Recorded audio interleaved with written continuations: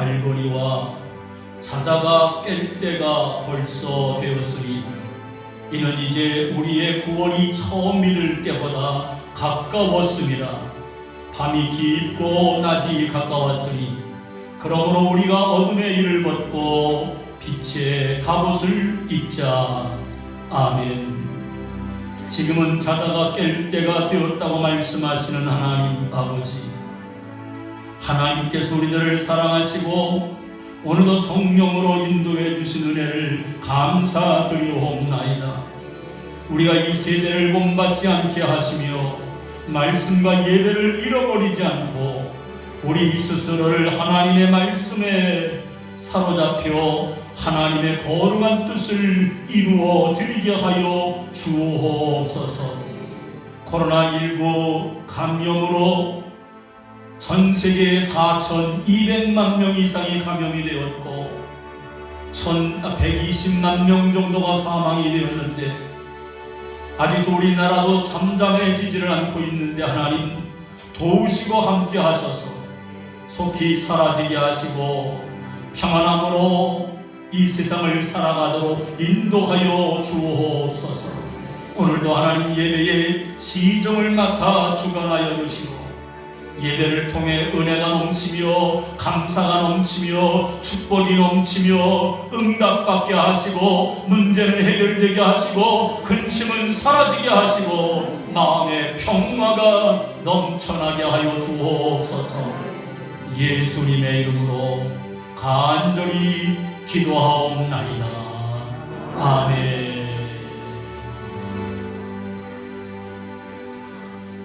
찬송가 27장으로 하나님께 영광을 돌리겠습니다.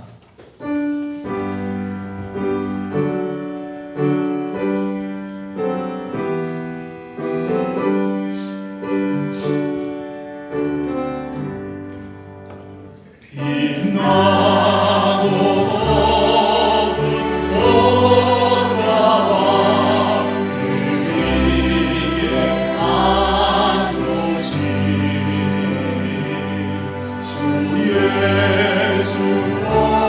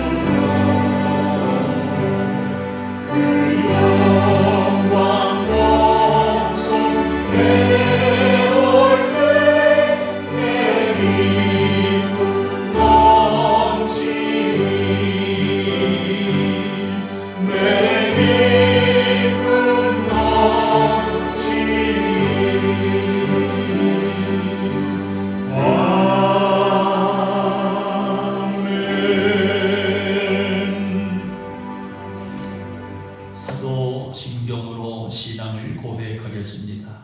전능하사 천지를 만드신 하나님 아버지를 내가 믿사오며 그 외아들 우리 주 예수 그리스도를 믿사오니 이는 성령으로 잉태하사 동정녀 마리아에게 나시고 본디오 빌라도에게 고난을 받으사 십자가에 못 박혀 죽으시고 장사한 지 사흘날에 죽은 자 가운데서 다시 살아나시며 하늘에 오르사 전령하신 하나님 우편에 앉아 계시다가 저리로서 산 자와 죽은 자를 심판하고 오시리라. 성령을 믿사오며 거룩한 공예와 성도가 서로 교통하는 것과 죄를 사하여 주시는 것과 몸에 다이 사는 것과 영원히 사는 것을 믿사옵나이다. 아멘. 자리에 앉으셔서 성시 교독을 하겠습니다. 그의 거룩한 이름을 자랑하라. 여호와를 구하는 자들은 마음이 즐거울지로다. 여호와가 그의 이름을 구할지어다. 그의 얼굴을 항상 구할지어다. 그는 그의 언약 곧 천대에 걸쳐 명령하신 말씀을 영원히 기억하였으니 이것은 아브라함과 의 언약이고 이삭에게 야곱에게 세우신 율례 곧 이스라엘에게 하신 영원한 언약이라. 이르시기를 내가 가나안 땅을 너희에게 주어 너희에게 한 땅에 거주하리라. 아멘. 예배를 위해서 김평석 장로님 기도인도 하시겠습니다.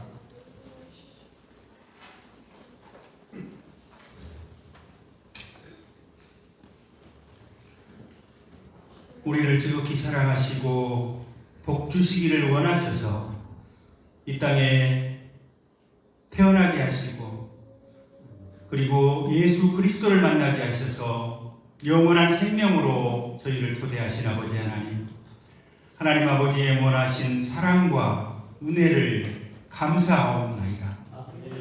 죽을 수밖에 없는 우리를 하나님을 찾음으로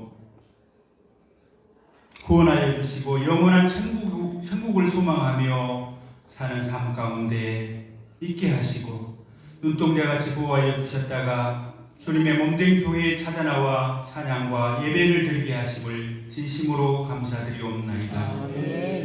이 시간 흠있고 부족한 모습 그대로 찾아나온 우리를 받아주시고 우리의 몸과 마음과 정성을 다하여 드리는 귀한 예배로 기뻐 흠양하여 주시옵기를 간절히 원하옵나이다. 한 주간 세상에서의 삶은 주님 분부하신 말씀 따라 구별하여 살고자 하였지만 믿음이 연약한 연고로 재성과 육신의 일을 쫓아 심히 어리석은 자처럼 살아왔음을 고백하지 않을 수 없사옵나이다. 아버지 하나님, 우리의 연약한 부분들이 강건하여지고 영원히 잘된 같이 범사에 형통하는 데를 맛보며 승리하는 삶을 살도록 허락하여 주시옵소서. 우리는 이 땅에서 유한한 삶을 살 수밖에 없지만 때로는 천년만년 살 것처럼 욕심을 부리기도 합니다. 우리가 그리스도인으로서 구별된 삶을 살게 하시고 예수님을 닮게 하여 주시옵소서. 이웃을 사랑하며 용서하며 넓은 마음으로 겸손하게 늘 주님 앞에 서게 하여 주시옵소서. 권세와 능력이 많으신 하나님 아버지, 험난한 세상을 사는 동안 우리 삶이 어려움에 닥칠지라도 오직 예수 그리스도의 십자가 벽대만을 바라보며 위로받게 하시고 항상 감사와 찬양이 흘러넘치는 신실한 믿음의 삶을 살게 하여 주시옵소서. 주님의 몸된 세관교회를 지금까지 지켜주신 아버지 하나님 감사드리옵나이다. 이 지역사회 구원의 빛이 되게 하시고 사랑을 나누는 교회로 주신 소명을 성실히 감당하는 주님을 기쁘시게 하는 교회가 되게 하여 주시옵소서. 아버지 하나님, 우리 성도님들 지금까지 지켜주신 은혜 감사드리옵나이다. 앞으로도 늘 건강으로 지켜주시옵고 또한 원치 않는 질병으로 고통받고 있는 우리 성도님들 찾아가 위로하시며 치유의 손길로 함께하여 주시옵소서. 오늘 이 시간 말씀을 증거하실 목사님께 진리의 영으로 함께하시고 영육간의 강건한 은혜를 허락하시사 말씀 전하실 때 큰 능력이 나타나게 하시며 우리의 삶이 변화되게 하여 주시옵소서. 아버지 하나님, 한 주간 동안도 우리 교회를 위해서 여러 모양으로 봉사하고 함께한 우리 성도님들 늘 주님께서 지켜주시고 복을 내려 주시옵소서. 시간 주님 홀로 영광 받아 주실 줄 믿사옵고 우리를 죄에서 구원하신 예수 그리스도 이름 받들어 간절히 기도드리옵나이다. 아멘.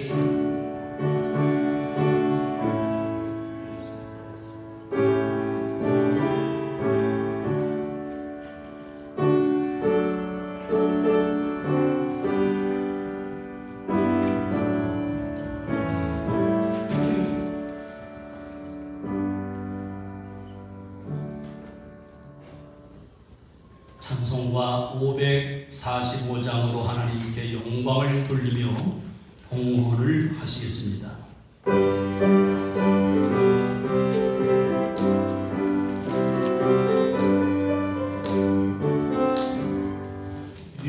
눈에 아무 증거 아니 되어도 믿음만을 가지고 선을 걸며 이 귀에 아무 소리 아니 들려도 하나님의 약속 위에 서리라. 걸어가세 믿음 위에 서서 나가세 의심버리고 걸어가세 믿음 위에 서서 음악 위에 아무 증거 없어도 인물의 몸 위에는 아까운지 믿으려는 증거대로는 믿으며 아무 의심 없이 살아갈 때에 우리 소원 주 안에서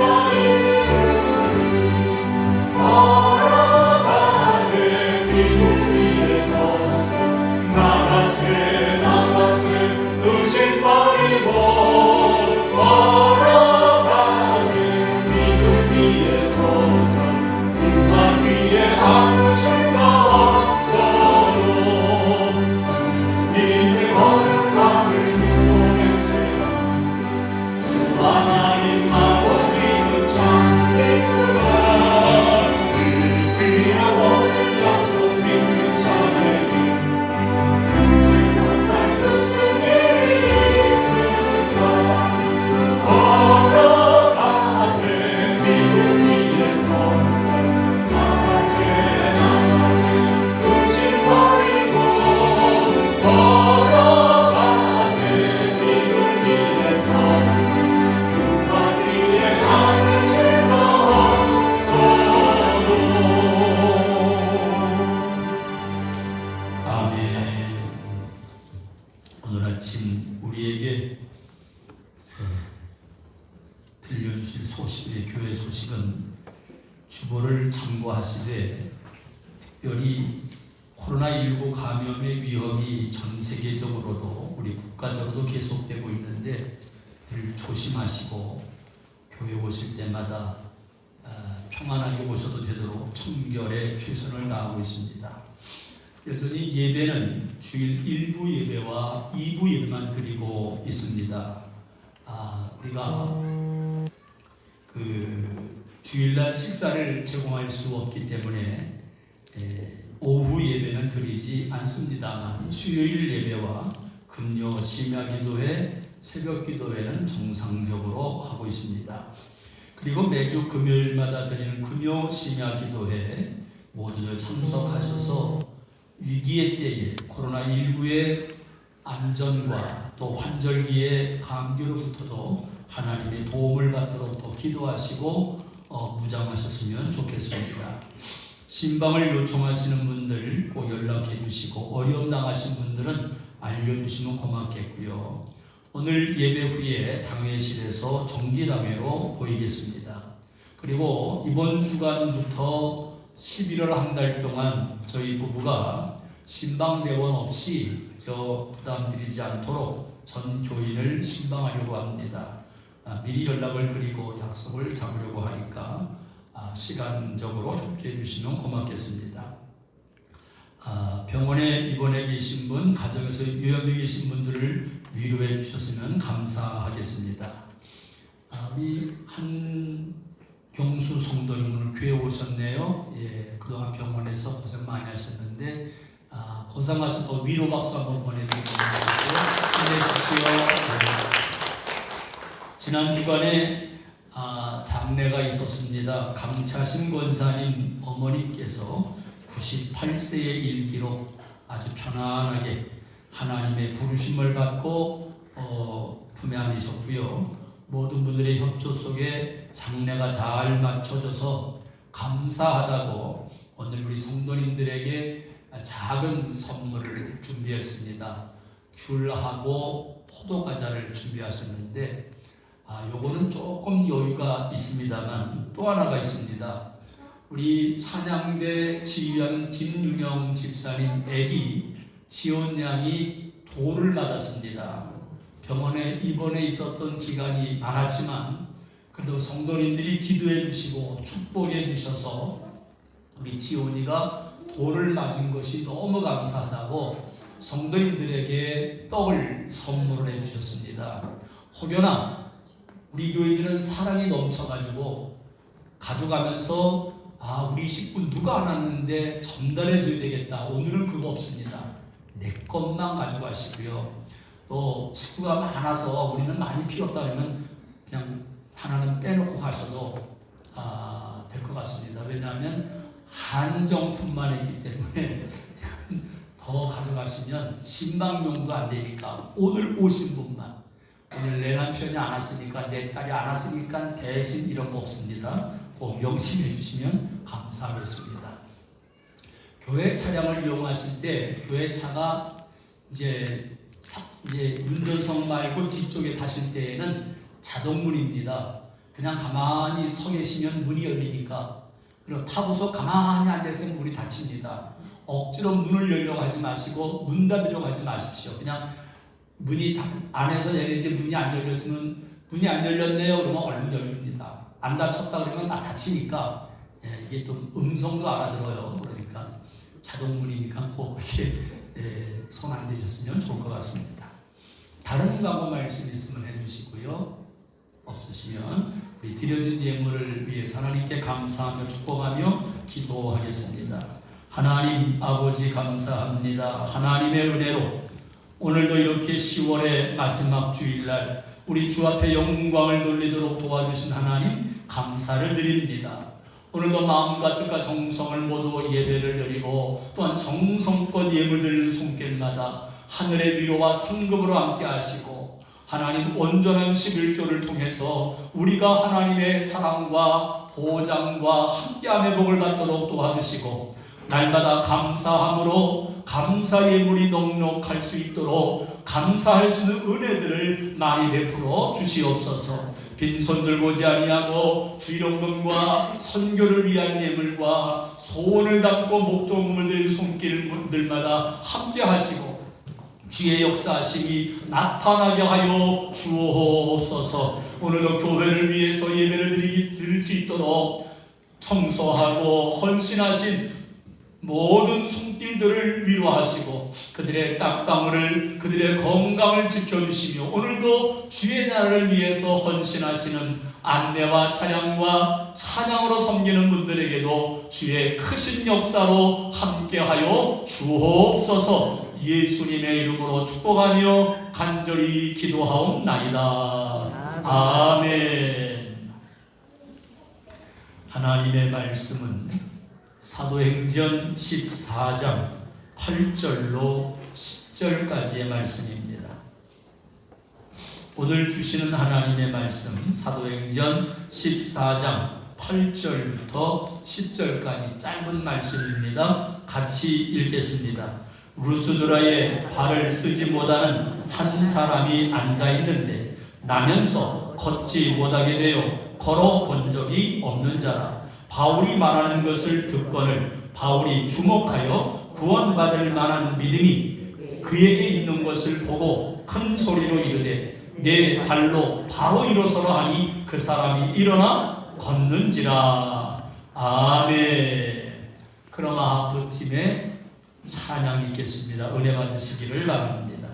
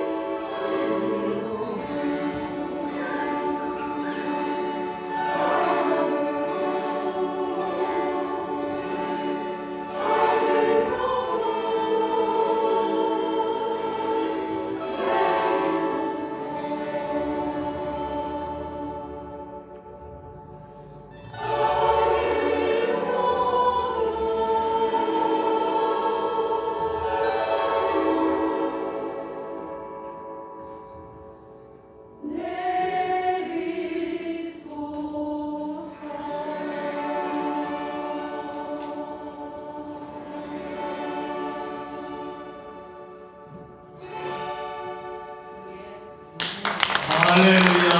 하나님께 영광을 돌립니다.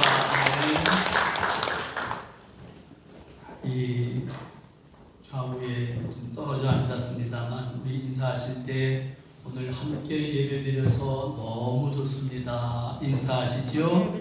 오늘 함께 예배드려서 너무 좋습니다.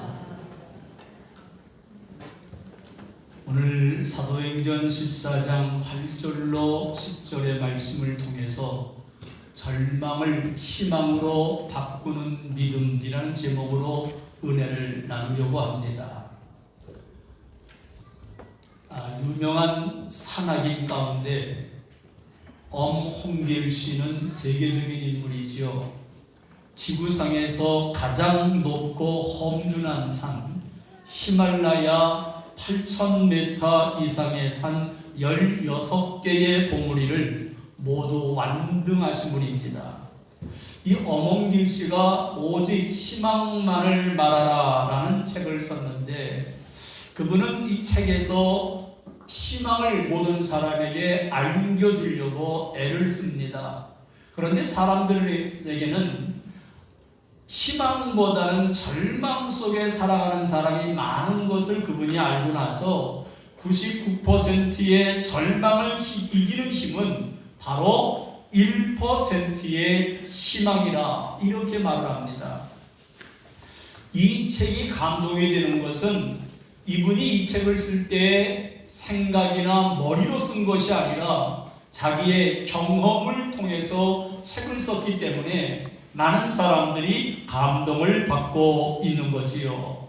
엄홍길 씨가 이제 장애를 갖고 있는 아이들하고 백두산에 오른 적이 있었고 또 암으로 고생하는 말기암 환자들과 함께 암벽을 타기도 했답니다.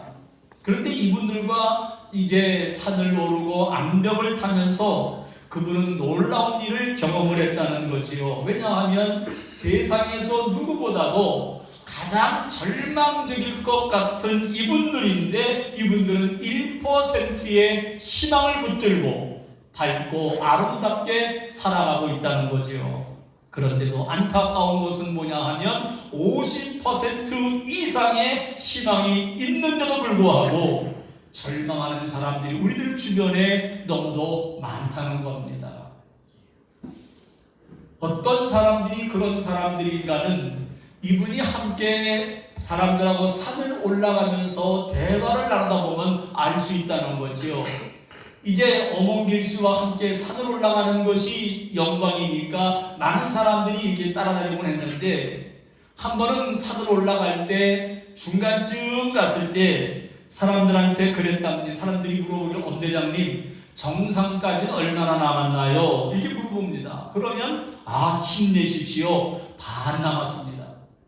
그러면 사람들의 반응이 둘로 나뉜답니다. 하나는 아이고 아직도 반이나 더 올라가야 되네요. 아직도 반이나 더 올라가야 되냐고 그냥 이제 한숨을 푹푹 쉬는 사람이 있는가 하면 또 한쪽으로는 와 벌써 반이나 올라왔어요. 지금까지 올라온 것만큼은 가면 되겠네요. 같은 거리인데 이렇게 생각하는 것이 다르다는 거지요. 그러면서 엄홍길 씨는 이런 말을 했습니다. 불행하다고 생각하는 사람은 이미 자신이 절반 이상의 희망이 있다는 것을 알지 못한다. 신체가 건강하기만 해도 이미 그 사람은 90%를 가진 것이나 다름없는데도 말이다. 우리는 어떤가요? 자, 우리는 오늘 성경 말씀에서 심각한 장애를 갖고 있었던 한 사람을 그러면서 이 사람이 희망을 잃지 않고 살아가는 그 과정의 모습을 보게 됩니다. 이 사람에 대해서 성경은 이렇게 소개하고 있습니다. 사도행전 14장 8절입니다. 시작. 루스라에 발을 쓰지 못하는 한 사람이 앉아있는데 나면서 걷지 못하게 되어 걸어본 적이 없는 자라. 이 사람이 뭐라고요? 다니엘을 소개하면서 이 사람은 발을 쓰지 못하는 사람. 또 이 사람은 나면서 걷지 못하게 된 사람. 그리고 또 뭐라 그러죠? 걸어본 적이 없는 사람. 이건 같은 말 아닌가요? 발을 쓰지 못하는 사람이나 나면서 한 번도 걷지 못하게 된 사람이나 걸어본 적이 없는 다 같은 말입니다. 근데 이 같은 말을 3번이나 비슷하게 되는 말들을 반복해서 썼을까요? 그것은 이 사람은 치유될 수 없는 절망적인 사람이다. 그것을 말하고 있는 겁니다. 다시 말하면 이 사람은 단 1%의 희망도 없는 사람이라는 거지요. 엄원길 씨가 많은 사람들이 이제 1%의 희망만 있어도 좋다고 말을 했는데 바로 오늘 성경에 나온 이 장애인은 단 1%의 희망도 없는 사람이 바로 이 사람이다 보면 됩니다. 그런데 오늘 마지막 성경을 보면 이 사람이 일어나 걸어갔다는 거예요. 놀랍지 않으세요? 오늘 우리도 그런 경험을 하고 싶지 않습니까? 이 사람이 어떻게 걷게 됐을까요? 성경은 이 사람에 대해서 이렇게 말하고 있습니다. 사도행전 14장 9절입니다. 시작. 바울이 말하는 것을 듣고는 바울이 주목하여 구원받을 만한 믿음이 그에게 있는 것을 보고 이 사람에게 무엇이 있다고요? 구원받을 만한 믿음이 있었다. 성경은 이렇게 말합니다. 그래서 바울이 이 사람에게 구원받을 만한 믿음이 있는 것을 보고 이 사람에게 일어나서 걸어가라고 말씀을 하였던 거지요. 그랬더니 그 순간에 이 사람이 절망에서 일어나 1%도 안 되는 그 희망을 붙들고 일어나서 걸어가게 됩니다. 중요한 것이 하나가 있습니다. 100%의 절망밖에 없는 사람이라도 약간의 희망이 있으면 어떤 희망이요? 구원받을 만한 믿음, 희망이 있다는 그 믿음이 있기만 한다면 얼마든지 기적은 나타나게 되는 줄로 믿습니다. 저는 워낙 우리 모든 성도님들에게 구원받을 만한 믿음이, 은혜받을 만한 믿음이, 희망으로 바꿀 만한 믿음이, 응답받을 만한 믿음이 있기를 주님의 이름으로 축원합니다. 그렇다면 절망을 희망으로 바꾸려면 어떻게 될까요? 어떤 사람이 믿음이 좋은 신앙인이죠? 우리 성도님 생각해 볼 때 어떤 분이 믿음이 좋은가요? 종종 연말쯤 돼서 내년에는 이제 우리 교회에 새로 직분을 맡은 분들이 있을 것 같다고 말을 하면 여러분들이 저한테 추천을 해요. 목사님, 저분은 꼭 돼야 됩니다. 그분이 말하는데 저는 마음속으로 아닌데 아직은. 그런데 말씀하신 분의 인격과 그분의 기도하고 말했던 그 믿음과 그분의 모든 걸 봐서 그렇군요. 기도하겠습니다. 이 정도로 마칩니다. 어떤 사람이 믿음이 좋은 신앙인일까요? 교회 나온 지 10년, 20년 또는 40년, 50년 신앙하신 분이 믿음이 좋을까요? 그렇다면 얼마나 좋겠습니까? 근데 오늘 우리들 가운데에는 신앙생활은 그렇게 오래 했음에도 불구하고 실망을 느끼는 분들이 종종 있잖아요. 어떤 분들이 믿음이 좋죠? 믿음이 좋으니까 장로님 되셨고 권사님 되셨고 안수집사님 집사님 되지 않았습니까? 그분들이 믿음이 좋아야죠. 근데 우리들 가운데는 종종 그런 말 합니다. 그렇게 직분을 맡았으면 그러면 되나? 겉으로는 말을 못해도 속으로 그렇게 생각하는 분들이 아마도 계실 겁니다. 성경은 말하기를 먼저 된 사람이 나중되고 오히려 나중된 사람이 먼저 될 자가 있느니라. 왜 그럴까요? 성경은 하나입니다. 귀는 귀인데 듣는 귀가 있느냐 없느냐의 차이점입니다. 들어야 소통이 되지 않습니까? 잘 들어야 그 듣는 말에 따라서 소통이 되어지는데 내가 말을 하는데 상당히 듣지를 못하게 되면 소통이 안 되는 거지요. 종종 그런 일이 우리 주변에 많이 있는 경우들을 보게 됩니다. 말씀이 내 귀로 들려지면 그분은 믿음이 금방 자랄 수가 있습니다. 그런데 듣는 귀가 없으면 아무리 오랫동안 교회를 다녔다고 할지라도 그분의 믿음이 자란다는 건 쉽지가 않습니다. 성경은 이렇게 말합니다. 누가복음 8장 8절에 시작. 더러는 땅에 떨어짐에 나서 100배의 결실을 하였느니라. 이 말씀을 하시고 외치시되 들을 귀 있는 자는 들을지어다. 씨를 뿌리는데 100배의 결실을 맺는 밭이 있는가 하면 아무리 씨를 뿌려도 열매 맺지 못하는 밭이 있다는 거지요. 말씀을 들어도 듣기는 들었는데 곧 잊어버린다거나 시련과 유혹이 왔을 때 말씀에서 떠나는 사람들은 열매를 맺을 수가 없다. 누가복음은 설명하고 있습니다. 그런데 오늘 우리 기적의 주인공 이 장애인은 얼마나 말씀을 집중해서 들었는지, 이 사람에 대해서, 이 사람의 말씀을 놓치지 않기 위해서 온 마음을 다 기울였다는 표시가 잠깐 나오고 있습니다. 사도행전 14장 9절입니다. 시작. 바울이 말하는 것을 듣고는 바울이 주목하여 구원받을 만한 믿음이 그에게 있는 것을 보고. 바울이 무슨 설교를 했기에 이 사람이 이렇게 집중해서 말씀을 들었던 걸까요? 성경은 말하기를 바울이 말하는 것을 듣고를 바울이 주목했다고 말합니다. 그 많은 사람 가운데 왜 이 사람에게 주목을 했을까요? 바울이 어떤 설교를 했기에 그 장애를 갖고 있는 사람이 주목해서 집중해서 말씀을 들었을까요? 좀 앞으로 가게 되면 그 이유를 조금 볼 수가 있습니다. 사도행전 14장 3절입니다. 시작. 두 사도가 올려 있어 주를 힘입어 한데 말하니 주께서 그들의 손으로 표적과 기사를 행하게 하여 주사 자기 은혜의 말씀을 증언하시니. 바울이 무엇을 증언합니까? 은혜의 말씀을 증언했다. 은혜가 뭘까요? 나는 받을 수 없는데 공짜로 받는 게 은혜입니다. 내가 가게에 가서 10,000원을 주고 10,000원짜리 물건을 받았는데 은혜 받았습니다. 이건 은혜가 아니죠. 은혜는 받을 수 없는 내가 공짜로 받았어요. 거저 받은 것이 은혜입니다. 근데 오늘 바울이 은혜의 말씀을 전했다라고 말합니다. 은혜의 말씀을 증언했는데 어떤 말씀이 은혜의 말씀이었을까요? 좀 더 앞으로 가봅니다. 사도행전 13장 23절입니다. 시작. 하나님이 약속하신 대로 이 사람의 후손에서 이스라엘을 위하여 구주를 세우셨으니 곧 예수라.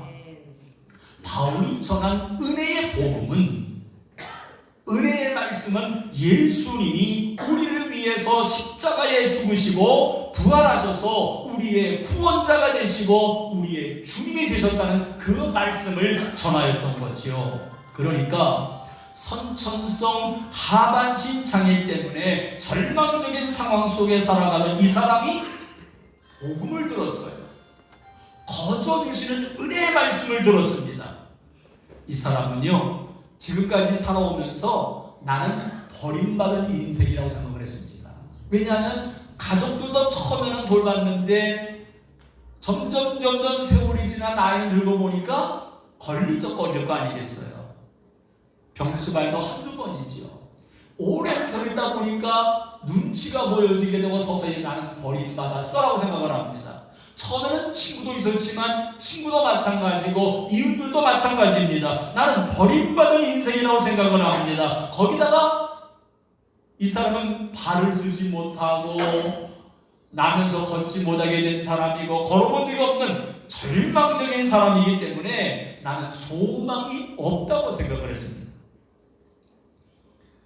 그런데 하나님의 아들 예수님이 버림받은 자신을 위해서, 소망 없는 자신을 위해서 이 땅에 오셨고 십자가에 달려 돌아가셨는데 그때 물과 피를 다 쏟으시고 그분이 돌아가신 다음에는 3일 만에 부활하셔서 나의 구주가 되시고 나의 주님이 되셨다는 것을 듣는 순간 이 말씀이 믿어진 거예요. 아, 하나님이 나같이 쓸모없는 사람, 나같이 버림받은 사람, 날 때부터 저주받은 나 같은 사람도 사랑하셨구나. 그게 은혜로 다가와줬어요. 공짜로 받아지게 된 겁니다. 그러면서 감동이 오고 감격이 되고 버림받은 인생, 가치 없는 인생이라고 생각하며 살아온 지난 날들을 생각하니까 눈물이 주르륵 흐를 수밖에요. 그리고는 한 주기에 강한 빛과 희망이 생기기를 시작합니다. 그렇게 하나님께서 나를 사랑하시니 인생을 포기할 수 없다. 마음을 열고 예수님을 구주와 주님으로 영접하게 되었던 것이요.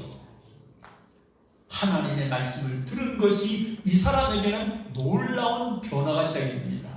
성경은 그래서 들음에 대해서 이렇게 말하고 있습니다. 로마서 10장 17절입니다. 시작. 그러므로 믿음은 들음에서 나며 들음은 그리스도의 말씀으로 말미암느니라. 말씀을 듣는다. 말씀을 들음으로 인해서 변화된 사람이 우리 주변에 많이 있습니다. 절망 속에 있었던 사람이 예수님을 영접하는 순간에 새로운 희망을 붙들고 일어서게 됩니다. 말씀을 듣고 그 말씀이 너무나 좋고 기뻐서 행복하게 살아가는 사람들 말이죠. 그런데 이제부터는 다른 사람이 경험한 것을 가지고 부럽다가 아니라 이제는 내 경험으로 내 기적으로 만들어가야 될 줄로 믿습니다. 그러기 위해서는 하나님의 말씀이 들려질 때 딴 생각하지 마십시오. 말씀에 집중하십시오. 말씀에 집중하게 되면 우리의 영혼이 달라집니다. 어떤 상황이든 하나님의 말씀에 집중하게 되시기를, 그래서 우리의 삶이 변화되어 기적적인 삶을 사시기를 주님의 이름으로 축원합니다. 더 나아가서 절망을 희망으로 바꾸려면 어떻게 될까요? 두 번째로 주님의 시선과 눈이 마주쳐야 됩니다. 누구와 눈이 마주쳐요? 나와 주님과의 눈이 마주쳐요. 지금 예수님과 눈이 마주치고 있습니까? 마주쳐야 돼요. 믿음은 들으면서 나고, 그런데 복음을 들었다고 다 믿음이 생기는 건 아닙니다. 교회에 오랫동안 다닌 사람 중에도 여전히 믿음이 없는 분들이 많아요. 왜 그렇게 그런 일이 나타나는 걸까요? 똑같은 장소에서 똑같은 목사를 통해서 똑같은 설교자를 통해 똑같은 복음을 들었는데 어떤 사람은 구원을 받아 절망에서 일어설 수 있는데 왜 어떤 사람은 비난만 하고 절망 속에 살아가는 걸까요? 오늘 이 사람에게 어떤 믿음이 있었다고요? 다시 한번 봅니다. 사도행전 14장 9절이요. 시작. 바울이 말하는 것을 듣거늘 바울이 주목하여 구원받을 만한 믿음이 그에게 있는 것을 보고, 바울이 말하는 것을 들었다는 것과 함께 본문이 강조해 있는 또 하나의 중요한 단어가 있습니다. 바울이 주목하였다. 바울이 주목했다는 거예요. 절망 속에 살아가는 그 장애인이 바울과 눈이 마주쳤어요. 다시 말하면 눈이 맞았어요. 눈이 맞았다는 말이 무슨 뜻인지 아시죠? 눈이 마주쳤으니까 우리 최영선 장로님, 서무자 원사님 지금까지 살아오고 계시잖아요. 그때 눈이 안 마주쳤으면 어떤 일이 일어났을까요? 저도 제 아내와 그때 눈이 맞아가지고 우리 박초아 집사님하고 박성호 전도사가 태어났어요. 눈이 마주친다는 게 뭔지 아세요? 하긴 어떤 분은 그때 왜 내가 눈이 맞았는지, 이런 분은 안 계시겠지요. 눈이 맞는다는 말이 아주 중요한데요. 남녀간에 처음 만나서 눈에서 불꽃이 튀었다, 눈이 맞았다는 거, 이게 얼마나 중요한지 몰라요. 예수님과 눈이 맞았다? 그런데 예수님을 너무나 좋아하고 사랑하는데 예수님 사랑에 빠져버린 거죠. 남녀간에 눈이 맞고 그러면 완전히 사랑에 폭 빠지잖아요. 주변이 안 보이고 심지어는 부모님도 안 보인다면서요. 바울의 설교를 들었던 사람들이 많습니다. 성경을 볼까요? 사도행전 14장 11절입니다. 시작. 우리가 바울이 한 일을 보고 누가 오냐 밤원으로 소리질러 이르되 신들이 사람의 형상으로 우리 가운데 내려오셨다 하여. 무리가 바울의 설교 들었어요. 그런데 그렇게 많이 들었으면 뭔 소용이 있나요? 선천성 하반신 장애를 갖고 있는 이 사람이 일어나 걷게 되니까 무리들이 깜짝 놀란 거예요. 바울의 설교를 들었던 사람들이 많았지만 다른 사람에겐 아무런 변화도 일어나지 않았습니다. 왜냐하면 그들도 바울이 전하고 있는 예수님이 누군가를 알아듣고 받아야 되는데 깨닫지 못하고 있는 거죠. 중요한 것은요, 진리의 말씀, 진리의 믿음을 가지려면 말씀을 들을 때 설교자를 만나면 안 됩니다. 설교를 들을 때 설교자가 아니라 설교자 위에서 역사하시는 예수님을 만나야 될 줄로 믿습니다. 오늘 이 시간에 그래서 저거 눈이 맞는 게 아니라 예수님과 눈이 마주치기를 바랍니다. 이게 중요합니다. 오늘 성경에 나오는 대로 이 장애를 갖고 있는 사람이 바울을 주목하여 보면서 눈이 마주치게 된 것은 바울과 마주친 것이 아니라 예수님과 눈이 마주치게 된 겁니다. 예수님의 시선과 마주치게 된 거예요. 오늘 우리가 종종 은혜를 받을 때, 말씀이 내 마음을 움직일 때, 예수님이 내 상처를 어루만지는 느낌을 받았을 때 우리는 울 때가 있지 않습니까? 왜 감동이 돼서 가슴이 막 떨릴 때가 있지 않습니까? 왜 그럴까요? 목사가 전하는 설교 자체 때문일까요? 아니죠. 그 순간에 예수님과 시선이 마주치며 예수님이 내 마음을 어루만지고 있거든요. 그 말씀이 막 울렁거리고 떨리고 감동으로 오게 되고 눈물이 나게 되는 것이지요. 중요한 건요, 말씀을 들을 때마다 절망을 이기는 믿음이 생기는 사람은 설교자와 시선이 마주치는 것이 아니라 설교자를 보면서 역사하시는 예수님과 시선이 마주치는 사람입니다. 원하기는 예수님과 시선이 마주치게 되면 어떤 상처도 두렵지 않습니다. 어떤 말도 꿈쩍하지 않습니다. 그런데 왜 사람의 말과 마주치고 있나요? 왜 환경과 마주치고 있나요? 교회에 오면 온전히 예수님과 눈이 마주치고 예수님과 눈이 맞아 정말로 우리 주님이 역사하시는 일들이, 예수님의 시선이, 내가 주님을 바라보는 시선이 일치가 되어서 예수님과 눈이 맞아지기를 주님의 이름으로 축원합니다. 마지막으로 절망을 희망으로 바꾸려면 어떻게 될까요? 바울의 설교를 듣다가 바울과 시선이 마주치는 그 순간, 그 시선은 바울의 시선이 아니라 예수님의 시선이라고 말씀을 드렸습니다. 근데 바로 그 순간에 장애인은 예수님과 시선이 마주치는 그 순간 이런 감동이 옵니다. 아, 예수님은 나를 구원하시는 구원자이시구나. 그런데 많은 사람들은 전혀 깨닫지를 못합니다. 그런데 여기서 중요한 것이 있습니다. 어떻게 바울과 이 사람이 만나게 되었을까 하는 겁니다. 여기에 하나님의 역사가 있습니다. 하나님이 바울과 만날 수 있도록 바울의 발걸음을 역사하지 않았다면, 섭리하지 않았다면 바울은 이곳 루스드라에 올 수도 없었을 겁니다. 비시디아 안디옥을 지나 이고니온을 지나서 루스드라까지 왔거든요. 근데 오는 과정들을 보면 바울이 어떤 계획을 세워서, 자, 이제는 우리가 버가에서 비시디아 안디옥을 통해 이고니온으로 해서 오늘 이 장소까지 와야 되겠다. 루스드라가 이렇게 생각한 것이 아닙니다.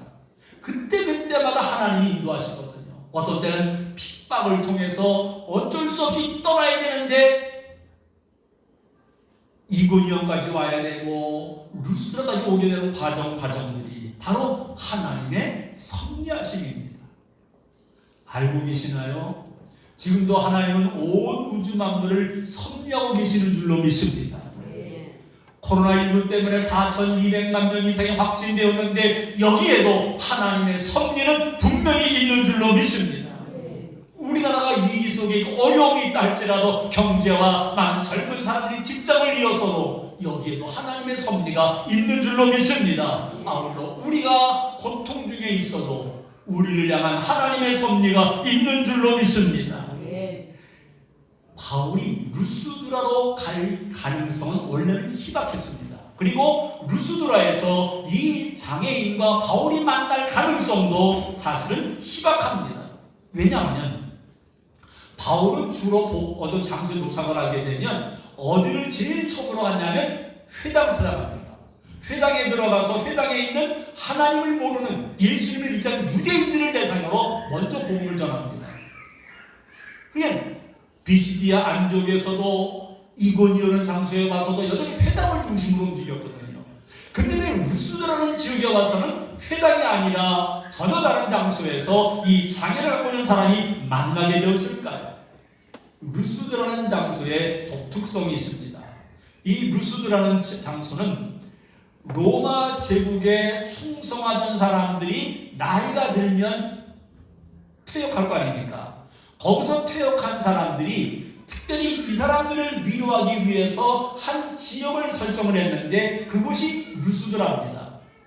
과거에 권력이 있었고 지금도 살아있는 권력이 있지만 지금은 나이 들어서 이제 나중에 노후를 편하게 보내라고 정부에서 특별히 만들어준 지역이 루스드라였습니다.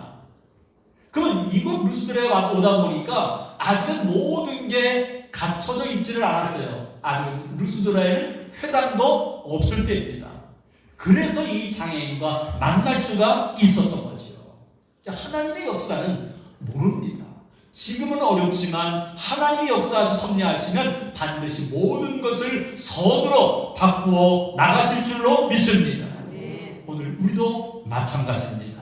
왜 나에게 이런 고난이 왔느냐고 원망할 것이 아니라 그 절망의 자리에서 1%의 희망, 그 구원받을 만한 믿음, 축복받을 만한 믿음, 은혜받을 만한 믿음으로 나가게 되면 그것이 기적으로 변하게 되는 줄로 믿습니다. 비록 지금은 고난이지만 여기에는 분명히 하나님의 감추어진 축복도 있는 줄로 믿습니다. 언젠가 말씀을 드렸던 한 여성의 이야기를 잠깐 먼저 소개해 드리려고 합니다. 1967년 7월 여름에 다이빙을 잘하는 이제 조니 에릭슨 타다가 있습니다. 다이빙을 좋아해서 다이빙 꼭대기에 올라가서 밑에 수영장으로 다이빙을 하는데 그만 이 수영장에 물이 생각보다 적었습니다. 물이 많이 있어야 첨벙 뛰어내려가서 안전한데 그만 물을 빼는데 위에서는 못 본 거예요. 그냥 뛰어내리면서 머리 직통으로 시멘트 바닥으로 떨어지게 되면서 전신마비가 왔답니다. 마비가 오기 전에는 누구보다도 승마를 좋아하고 하이킹을 좋아하고 테니스를 좋아하던 활동적인 여성이었는데 이 사고로 말미암아 절망에 빠지고 맙니다. 하나님이 살아계신다면 어떻게 나에게 이런 사고를 왜 하나님 막지 못하셨을까? 이것 때문에 화도 나고 절망하고 우울증에 빠지고 자살 충동까지 느끼게 됩니다. 그런 에릭슨 타다가 지금은 장애인은 물론이요 고난로 인해 절망 속에 살아가는 많은 사람들에게 희망을 주고 있다고 합니다. 그리고 그의 희망 이야기가 조니 에릭슨 타다의 희망 노트라는 책으로 발간되었다고 말씀을 드렸었습니다. 이 책에서 말하기를 내가 지난 45년 동안 불편하지만 휠체어를 의지하게 된 인생이라는 것도 감사하고 하나님께서 나의 전신마비를 치료해 주지 않은 것도 하나님 감사하다고 그는 말하면서 나중에 내가 오늘도 하나님의 영광을 위해 살아가고 있는 많은 이유들이 있는데 그 중에 한 일화를 그가 간증하듯이 말한 것이 있습니다. 바로 인도에 사는 샨탐마라는 소녀와의 만남입니다. 처음에 인도에 사는 샨탐마라는 소녀의 이야기를 들었을 때 샨탐마는 인도의 빈민가에서 가난과 절망을 안고 태어나게 됩니다. 가난도 가난이지만 태어날 때부터 두 다리에 이상이 있어서 전혀 두 다리는 쓸 수가 없는 기어다니고 커가면서 걸을 때에도 여전히 두 다리를 질질 끌고 기어서 다녀야만 됩니다. 가난 때문에 코딱지만한 집에서도 그렇게 생활을 했고 한 번도 밖을 나가보지를 못합니다. 자, 이런 샤탐마의 소식을 들은 조니 에릭슨 타다가 자기도 장애 때문에 고생을 했는데 하면서 샤탐마에게 성경책과 자신이 쓴 책과 휠체어를 선물을 합니다. 한 한 번도 받아보지 못했던 선물에 너무 감격했고 자기에게 필요한 것들임을 알았기에 선물을 받고는 너무나 감격해서 웁니다. 그리고는 선물을 받고, 원래 샤탄마는 인도의 주 종교인 힌두교인이었는데 이 책을 읽으면서 변화가 일어나더니 나도 예수님을 믿어야 되겠다. 그리고는 성경을 보기를 시작을 했고 그의 마음속에 예수님을 만나고 희망이 있음을 알았습니다. 아, 나도 에릭슨 타다와 같이 장애가 있지만 얼마든지 하나님의 뜻을 위해서 살아갈 수가 있구나. 점점 달라지는 자신의 모습을, 그리고 만나는 친구들과 이웃들에게 그는 늘 예수님이 나를 이렇게 변화시켰다고, 친구들을 만나고 이웃을 만나면 전부 다 힌두교인인데 예수님이 나를 이렇게 변화시켰다고, 나는 절망적인 사람이 아니라 하나님이 나를 이렇게 멋지게 쓰려고 희망적인 사람으로 만들었노라고 나누기를 시작을 합니다. 그러면서 이런 말을 했습니다. 내가 휠체어를 타고 하나님이 인도하신 곳이라면 나도 에릭슨 타다처럼 어디든지 갈 각오가 되어 있습니다. 그런데 이 말을 또 에릭슨 타다가 듣고 나서 자기도 은혜를 받는 거지요. 샤탄마의 말을 들었던 에릭슨 타다가 절망에 빠진 사람들에게 그가 또다시 이런 말을 했습니다. 그날의 사고는 꿈도 꿀 수 없었던 넓은 세상을 하나님이 나에게 안겨주셨다. 그날의 사고 때문에 전신마비로 살았대. 그날의 사고 때문에 손을 쓸 수가 없어서 입으로 볼펜을 들고 입으로 붓을 들고 그림을 그려야 됐는데 그 사고는 하나님이 나에게 넓은 세상을 선물로 주셨다는 거지요. 이런 믿음이 우리 안에 있나요? 이런 감격이 우리 안에 있을까요? 있을 수 있습니다. 하나님의 말씀을 집중해서 들으십시오. 그리고 말씀을 들을 때 예수님과 눈이 맞으세요. 힘들고 어렵지만 오늘도 하나님의 섭리는 나를 통해서 일하고 계신다는 걸 믿고 나가면 우리도 분명히 기적의 삶을 체험하게 되는 줄로 믿습니다. 구원받을 만한 믿음, 축복받을 만한 믿음, 은혜받을 만한 믿음, 절망을 희망으로 바꿀 수 있는 그 믿음이 저와 여러분에게 있기를 주님의 이름으로 축원합니다. 이 찬양을 준비했습니다. 지금까지는 나에게 시선을 두었고 환경에 시선을 두었고 사람에게 시선을 두었는데 이제는 주님만을 바라보면 주님이 나를 통해서 일하게 될 겁니다. 내게로부터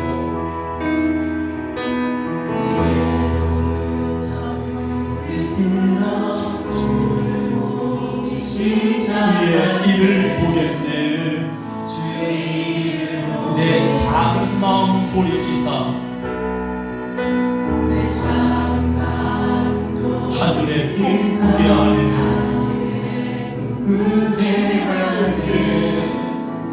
주님을 볼 때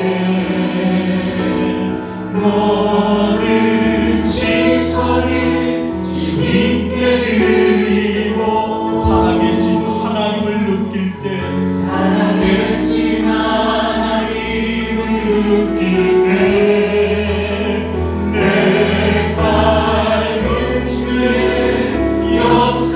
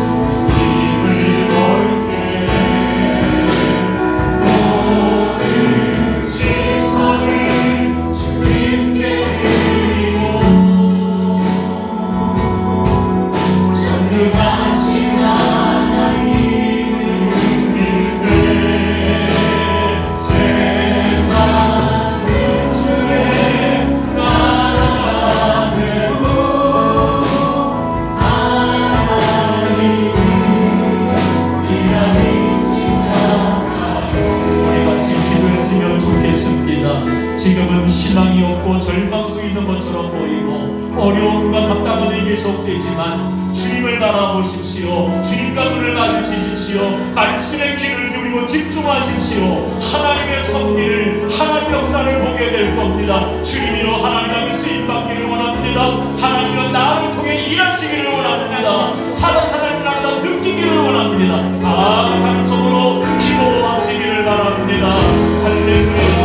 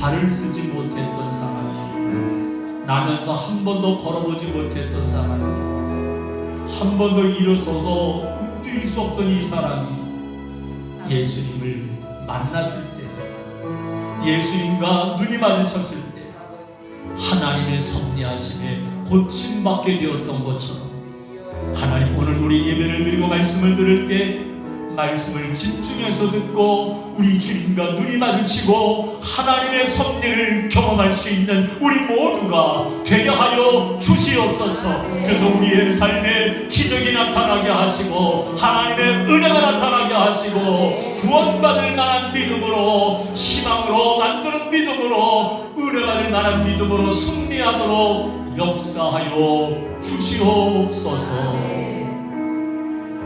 이제는 우리를 구원하신 예수 그리스도의 은혜와 하나님 아버지의 사랑하심과 성령님의 교통하심의 역사가 말씀을 들을 때마다 집중해서 들으며 말씀을 들을 때마다 예수님과 시선이 마주치고, 그러면서 우리의 삶 속에 하나님의 섭리가 있기를 간절히 소원하며, 우리도 기적의 삶을 살기 원하는 모든 성도들 머리 위에와 코로나19로 어려움 당하는 분들과 수고하시는 모든 분들 머리 위에와 우리나라의 정치, 경제, 민족 위에 이제로부터 영원토록 함께 하옵시기를 간절히 축원하옵나이다.